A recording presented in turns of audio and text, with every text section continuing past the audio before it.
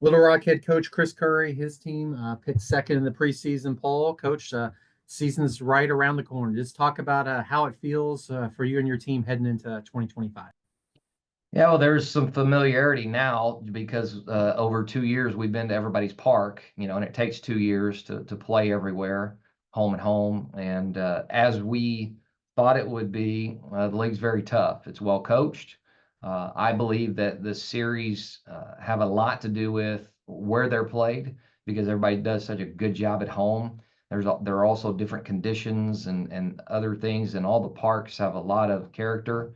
Ours does, and that's not a comment at anybody. They're just all different, and you've got to learn how to play at every place. There's great atmosphere.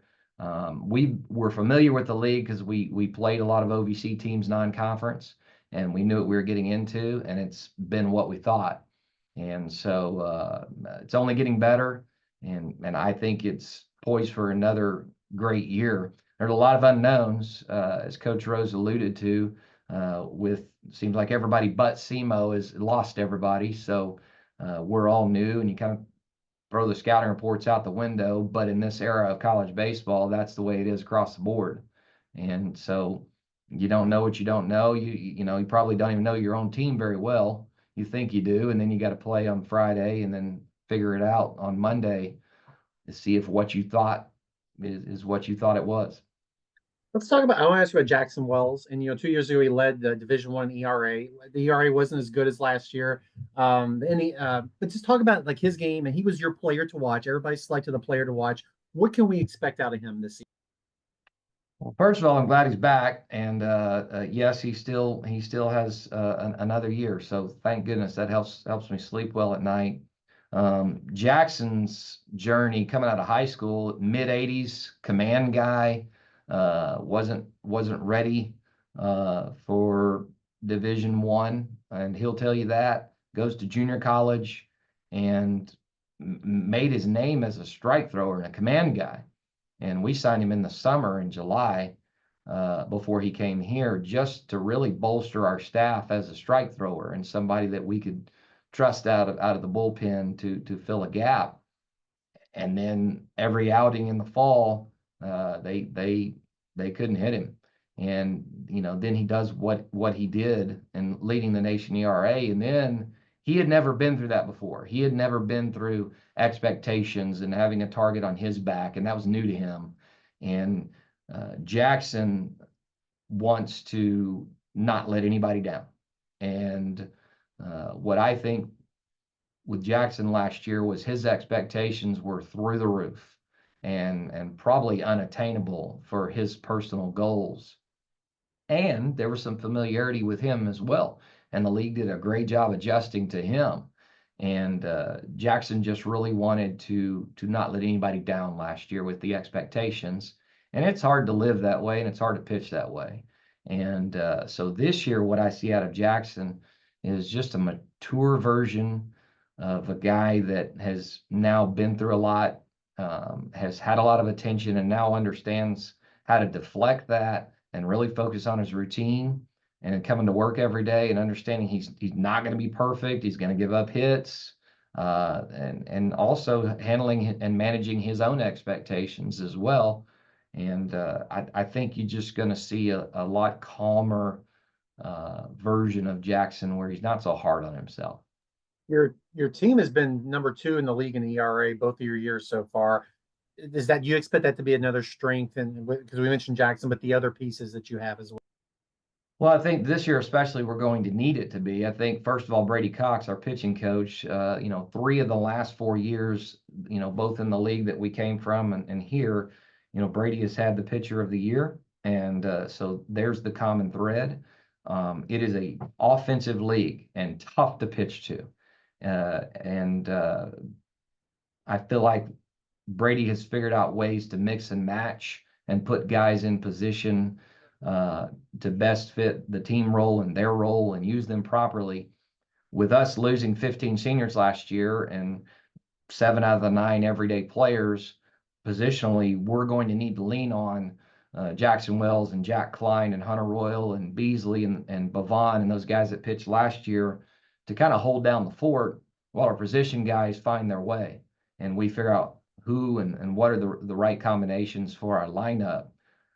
So last year we were pointing at our position players to lead the way while the pitching staff figured it out. I think it's a little bit the opposite, but from a baseball standpoint, I'd rather be leaning on my pitching staff. How do you put those pieces together when you're hitting and you're pitching, and when you have new players? And you said you have to figure it out, and you have fall ball obviously and preseason, but how does all that work together? And is it, I guess fun's not the word, but do you enjoy figuring out what's the best way to do it when it comes to? I think it's fun once every 3 years or so. Every single, it brings me back a little bit to my old junior college days where every year half the team is new. And I think if you asked any coach, he would tell you that that's not the preferred way to do things. However, we've been able to dodge the portal, defection, so to speak, and guys have stayed here. So there's been some consistency. I think it's inevitable that some guys eventually will move on if they do a good job. But we've had some consistency. But you're just going to have a lot of new players every year, I'm afraid, with the way things that are going. And so a lot of the players that we have are new, but they're not young. There's a few Division I transfers sprinkled in there. We're not heavy portal guys. But there are a few, and so they've got Division I at bats. Then there's junior college guys, which we feel is our niche, guys that are tough, guys that have gotten 300-400 at bats under their belt, and we know what to expect. And they come from programs that win and coaches that know how to train toughness.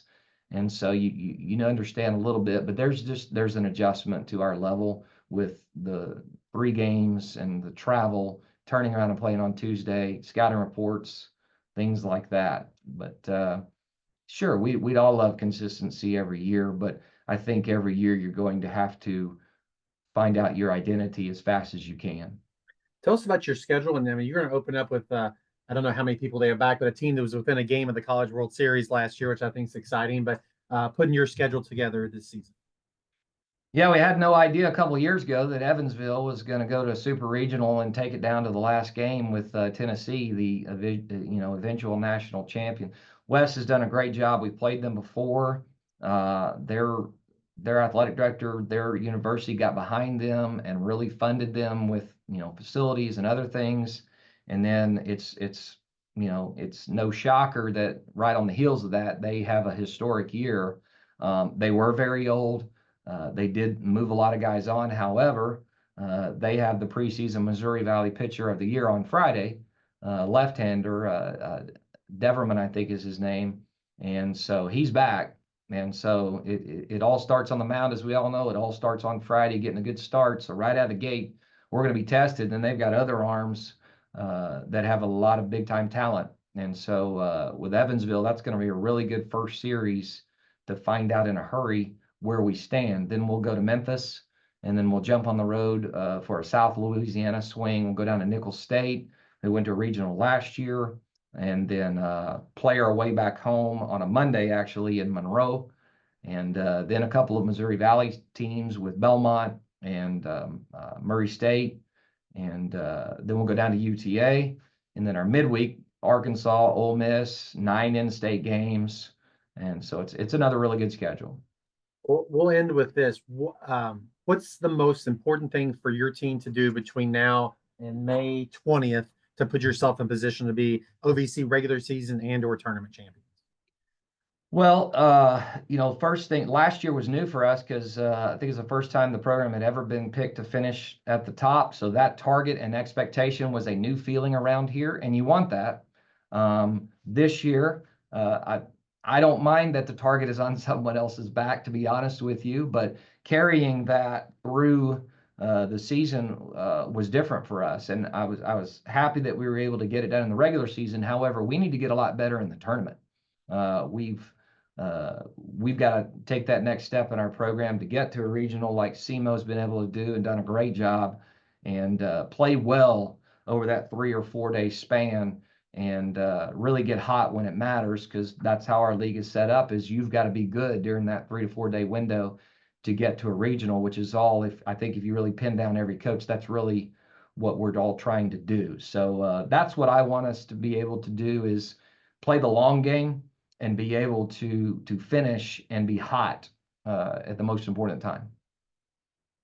Well, Coach, appreciate your time this morning, and just best of luck to you and your team all season long. Appreciate it, Kyle. Best of luck to everybody. Go Trojans.